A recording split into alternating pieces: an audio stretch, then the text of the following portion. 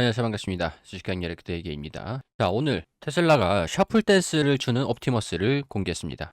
이런 옵티머스가 공개가 되면서 경쟁사하고의 격차가 좀 좁혀졌다. 전반적으로 로봇 산업들이 긍정적인 기대감들이 좀 모아지면서 투자 심리가 좀 개선이 됐고, 나우 로보틱스 같은 경우도 레인보우 로보틱스, 유일 로보틱스, 로보스타, 원익홀딩스 이런 로봇 관련 종목들이 좀 크게 상승하는 모습들을 보였습니다. 제가 전일자 5월 13일에 올려드렸던 종목들 중에서 클로봇이라는 종목, 매일 영상에서 추천주들을 좀 알려드리려고 하는데, 이 클로봇이라는 종목들을 종가가 18,930원 수준, 자, 그리고 다시 한번 크게 움직인다 이런 식으로 영상을 촬영을 해서 말씀드린 적이 있었거든요. 오늘 이 클로봇이 2만원대까지, 고점은 2550원 수준까지 올라가는 모습들 보여줬습니다.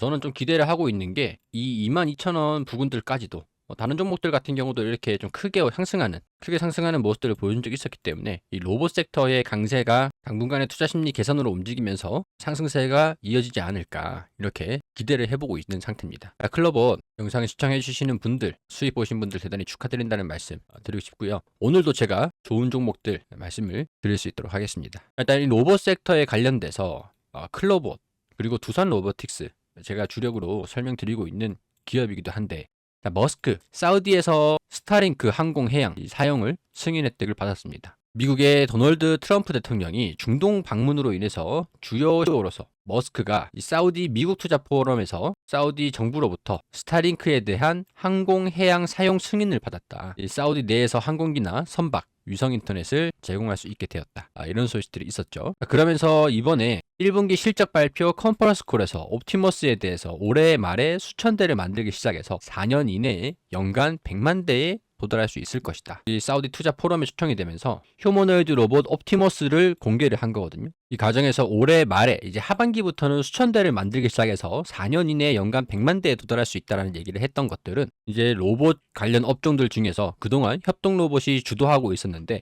이제는 본격적인 휴머노이드 로봇의 산업 개화, 이제 본격적인 성장기를 기대를 해볼 수 있는 대목이라는 거죠. 이렇게 머스크가 휴머노이드 로봇을 올해 판매하기 시작한다고 한다면 다른 로봇 기업들도 간접적인 수혜를 볼 수 있는 기업들도 있을 거고, 직접적으로 이제 판매에 나서는 그런 기업들 같은 경우도 이제 조정을 끝내고 본격적인 추세적인 상승 흐름들을 기대를 해볼 수 있지 않을까 싶습니다. 클로버 같은 경우에서도 다른 종목들처럼 10% 넘게 급등하는 모습들 보여주진 못했지만, 상단의 물량들을 소화하는 과정들이 무난하게 진행이 되면서 특히 이제 외국인 기관, 금융투자 같은 경우에서도 순매수를 하고 있는 상태이기 때문에 22,000원 부근대까지 물량도 체크를 해보면서 추가적인 상승 여력들 체크를 해보는 게 좋을 것 같거든요. 제 영상을 보셨든 안 보셨든 가지고 계시는 분들은 조금 더 장기적인 안목으로 여유롭게 붙들어 매 가지고 계시면 좋을 것 같습니다. 두산 로보틱스 같은 경우에서도 오늘 3.7%가량 상승하는 모습을 보여주면서 주가가 긍정적으로 움직이는 모습 확인이 됩니다. 개인 투자자 외국인들이 순매수하는 모습을 보여주면서 기관에서는 살짝 매도하는 모습들을 보여주긴 했지만, 이렇게 연속적으로 상승하는 모습들을 보여줬다라는 거, 그리고 이 21선에서의 전일자 윗꼬리가 달려주면서 물량들을 살짝 소화를 했던 거, 많지는 않았었지만 여기 상단 부분의 매물, 그리고 이 상단 부분의 물량들이 한 차례 소화가 됐다라는 게 이 정도 6만원까지 상승하기에 이 6만원을 돌파를 할지, 일단은 이 55,000원 부근까지 상승하기에는 힘들진 않을 거라고 봅니다. 여기 이 부분에서 물량을 이 과거의 평균 단가를 대응하면서 일차적으로 이 물량들을 소화하는 과정들을 거쳤기 때문에 이 55,000원 부근까지는 상승하는 모습들, 상단 부분에 61선이 또 있어요. 조정을 받고 돌파를 할지, 돌파를 한다면 이 6만원 부근들의 이 물량들을 또 소화하는 과정들을 거쳐야 되지만, 이 모멘텀들이 본격적인 휴머노이드, 그러니까 AI 로봇의 본격적인 개화, 산업의 성장, 이런 것들을 기대하는 게 모멘텀이기 때문에 전반적으로 로봇 산업에 대한 투자 심리가 개선이 될 것이라는 거. 그리고 두산 로보틱스 같은 경우에선 그동안 이 산업에 조금 뒤처져 있었다. 대신 이제 협동 로봇 같은 경우는 국내 1위 기업으로 주목받고 있었긴 했지만 이 AI가 좀 약했었던 기업이기도 합니다. 오늘은 이 피지컬 AI 하이 레벨 지주 부분을 신설한다라고 얘기하면서 하드웨어에 적용을 해서, 이거는 일반적인 AI 기술이랑 달리 산업 현장에서 바로 적용이 되기 때문에 기계라든가 로봇이라든가 이런 실물 하드웨어에 AI를 적용을 하는 그런 지능화를 주도하는 그런 거라고 보시면 됩니다. 두산 로보틱스가 피지컬 AI를 접목하면서 이제는 단순 좌표를 지정을 해가지고 거기에 움직이는 로봇뿐만 아니라 인지 판단 이런 것들로 인해서 AI에 유연하게 작업을 할 수 있는 모델로 진화하게 된다라는 거죠. 지금은 이 AI 분야에서 인재를 채용을 하고 있는 상태에다가 이 북미 쪽의 소프트웨어 업체들을 NA를 추진 중인 것으로 확인이 됐고, 지금 소프트웨어 업체가 선정이 된 것 같기는 해요. 현장 실사를 진행을 하고 있다라고 하니까 올해 3분기에는 M&A 여부들이 결정이 될 걸로 보여주고 있습니다. 이 소프트웨어에 피지컬 AI를 적용을 하고 인재들을 적극적으로 육성해서 R&D 센터를 개소를 해서 협력 로봇에다가 산업 현장에 바로 적용을 할 수 있는 협력 로봇, 이런 것들이 직접적으로 매출에 영향을 줄 수 있을지 지켜보는 게 포인트다, 그렇게 말씀을 드리고 있죠. 그렇지만 일단은 이 부채 총계가 굉장히 좀 낮습니다. 두산 로보틱스 같은 경우가 자산이 한 4천억 원 정도, 자본이 4천억 원인데 부채가 192억 원이죠. 부채 비율이 굉장히 낮아요. 그렇기 때문에 현금에 대한 어느 정도 창출력이라기보다는 현금을 조달할 수 있는 조달 능력은 충분히 있는 상태다. 그런 부분이 좀 부각이 되면서 두산 로보틱스도 이번에 이 휴머노이드 옵티머스, 이 휴머노이드 로봇이 공개가 되면서 본격적인 산업의 성장, 이 로봇 섹터의 전반적인 상승 흐름들에 탑승할 수 있기를 바라보도록 하겠습니다. 자, 그 다음에 한국전력입니다. 자, 미래에셋 증권에서 리포트가 좀 나왔는데, 원료비 단가 하락, 발전 믹스 개선, 산업용 로금 인상, 원가 부담 완화. 자, 과거에는 목표 주가가 27,000원 수준이었어요. 근데 32,000원으로 상향으로 매수 의견을 유지한다. 자, 이런 리포트가 나왔습니다. 자, 과거의 주가가 23,000원이 고점 수준이었죠. 23,000원이 25,000원 수준들. 높아봐야 이 정도 수준이었단 말이죠. 주가가 21,000원, 2만원대 형성이 되고 있었던 그런 상태였는데, 일단은 산업용 요금, 가정용 요금도 전력 요금이 인상됐습니다. 근데 전력에 대한 생산 단가, 이건 이제 풍력이라든가 태양광이라든가 전력을 생산하는 방법 중에 원전도 있고 수력도 있을 거고 수소도 있을 거고, 가스터빈, 그리고 화력발전소 등등등이 있겠죠. LNG 가격들이 상승하면서 원전 생산 단가가 낮았을 때는 전력에 대한 생산 단가가 전반적으로 높았단 말이죠. 근데 원전 가동률이 증가되면서 제품의 전력의 생산 단가, 믹스 개선이라는 것들은 영업이익이 증가되는 효과가 생겼다. 그러니까 전력 생산 단가가 높았었던 것들이 원전 생산량이 늘어나면서 생산 단가가 전반적으로 평균적으로 낮아지면서 산업용이라든가 가정용이라든가 이런 전력 생산 판매, 전력을 소비자한테 판매하는 가격들이 인상되었다라는 것들은 영업이익의 극대화가 진행이 되고 있는 상태다. 이렇게 해석을 하시면 됩니다. 과거에는 목표 주가가 27,000원이었단 말이죠. 지난 4분기 실적, 그러니까 1분기 실적이 발표되기 전에는 이 4분기 실적을 반영하면서 주가가 형성이 되고 있었는데,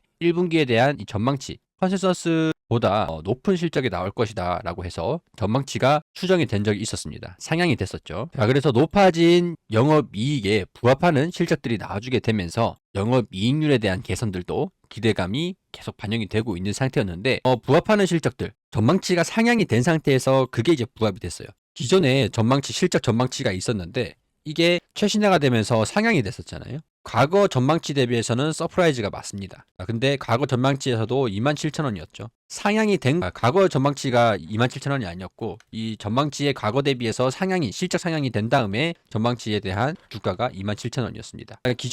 기존 전망치 대비 서프라이즈였는데 상향된 전망치에서는 부합이었죠. 27,000원의 목표 주가가 달성이 됐으니까 어떻게 될까요? 그래서 주가가 나는 그럼 여기서 탈출한 다음에 새로운 전략들로 대응을 하겠다. 이런 투자자도 있을 거고, 나는 매도하겠다 라는 쪽, 그리고 나는 더 담아가고 싶다 라고 하는 그런 투자 심리, 투자 관점, 투자에 대한 관점에 차이점이 생겼잖아요. 그러니까 이거를 실적이 발표가 되면서 실적이 확인이 됐기 때문에 여기에 따라서 투자 관점이 달라지게 되는 포인트에서 주가가 하락을 한 거지, 이거는 이 기업이 실적이 안 좋아서 실망을 해서 하락을 했다, 이건 아닙니다. 평균적으로 실적이 잘 나와서 목표가를 달성을 했는데 목표가가 상향이 되면은 주가가 조정이 나온 다음에 계속 꾸준히 상승하는 모습들을 보여주기도 합니다. 그렇기 때문에 이 한국전력 같은 경우에서는 가지고 계시는 분들 같은 경우는 계속 가져가시는 게 현명한 대응 전략이 되지 않을까, 저는 그렇게 생각을 해요. 외국인들도 계속 수급을 순매수하는 모습들을 보여주고 있기 때문에 적어도 제 영상을 보시는 분들 같은 경우에는 크게 걱정하지 마시고 계속 가져가시는 게 좋지 않을까, 그렇게 생각을 합니다.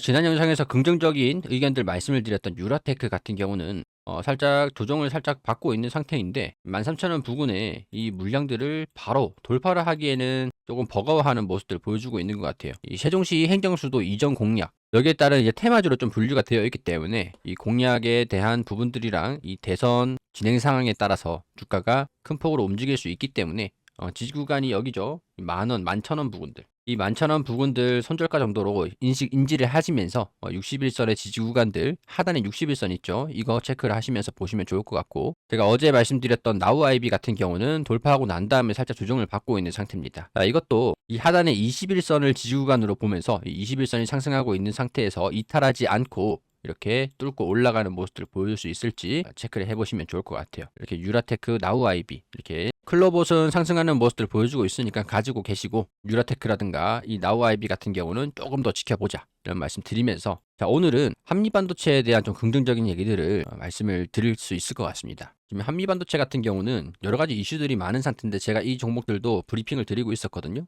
자, 정리를 해보자면 엔비디아가 지금 A 반도체, 블랙웰 제품들을 판매를 하고 있는 상태죠. 여기에서 HBM을 저층을 해가지고, 이것도 이제 메모리 분야인데 SK하이닉스가 적층을 해서 엔비디아로 납품하는 구조를 가지고 있습니다. 자, HBM 같은 경우도 있고 HBM3, 2, 그리고 이제 6세대 HBM4. 자, 이거 HBM을 전부 다 쌓아 올리는 거거든요. 이런 식으로 쌓아 올리는데, 쌓아 올리기 위해서 이 TC 본더가 필요합니다. TC 본더가 한미반도체가 거의 이 TC 본더 시장에 독점을 하고 있는 상태예요.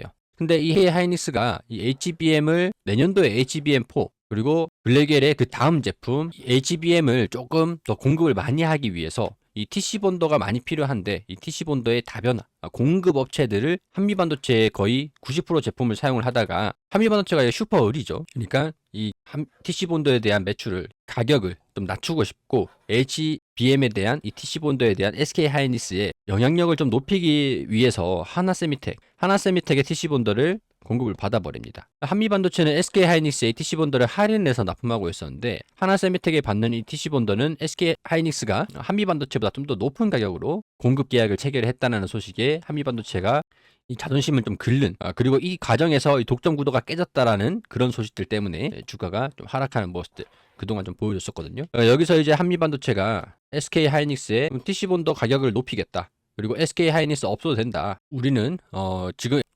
공급력을 납품을 하려고 하는 게 지금 마이크론인데, 마이크론도 지금 경쟁력을 강화하고 있으니까 우리는 이 마이크론에다가 이 TC 본더를 판매하겠다, 이런 식으로 TC 본더 가격을 인상시킨다라는 통보를 해버리고 이 관계를 좀 끊어버리려고 좀 강경하게 나갑니다. 하나세미텍에는 하나세미텍의 특허 소송을 걸어버리면서 하이닉스가 이 하나세미텍의 TC 본더를 사용을 하다가 이 특허에서 한미반도체가 이겨버리면 이 하나세미텍의 TC 본더로 생산하는 HBM에 대한 로열티를 전부 다 부과를 하든가 아니면 전량 회수해야 되는 그런 상황이 발생이 될 수 있기 때문에 SK하이닉스는 여기서 위기감을 느끼고 다시 이 한미반도체 관계 개선을 요구를 합니다. 그러면서 하나세미텍의 TC 본더를 공급 계약을 체결했었던 거를 조금 연기를 했어요.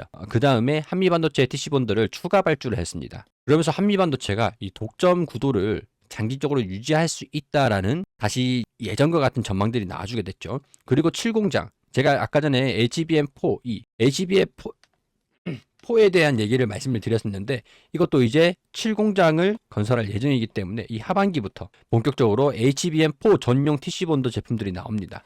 그럼 장기적인 실적들도 긍정적으로 이뤄질 수 있다라는 소식들이, 전망들이 나와주게 되겠죠. 그래서 이제 사실 지금 컨센서스는 1조 2천 정도 수준으로 보고 있는 상태지만 2조 2027년도 2조까지도 가능할 수 있지 않을까, 이렇게 좀 보고 있는 상태고, 아직까지 좀 반영이 되고 있지 않고 있고, 독점 구도가 깨진다고 했을 때 주가가 하락을 했고, 이 독점 구도를 다시 가져왔기 때문에, 지켜냈기 때문에 이 정도 주가가 좀 하락을 했었던 것들이 이제 회복해야 되는 게 정상적인 범주가 아닌가 이렇게 보고 있어서, 장기적인 측면에서도 실적도 좀 긍정적일 것 같고, 지금 이 종목은 장기적인 그런 측면에서도 좀 긍정적일 것 같다, 그런 의견들을 말씀을 드릴 수 있을 것 같아요. 그러면 클로버 상승했고, 유라테크, 나우아이 중립이죠. 그런 다음에 이제 한미반도체 이렇게 새롭게 추가가 되는 겁니다. 자, 이 종목들도 계속 앞으로 브리핑을 드리도록 할 테니까 참고해 주시고, 도움 되셨다면 구독과 좋아요 부탁드리고, 우리 보넥스트 투자 자문에서도 이렇게 장중 추천주들이 나오고 있거든요. 이 고영하고 종목들을 장중에 브리핑 드리면서 설명드리고 있는데, 이런 식으로 타점이 좀 괜찮습니다. 보넥스트 투자 자문 같은 경우는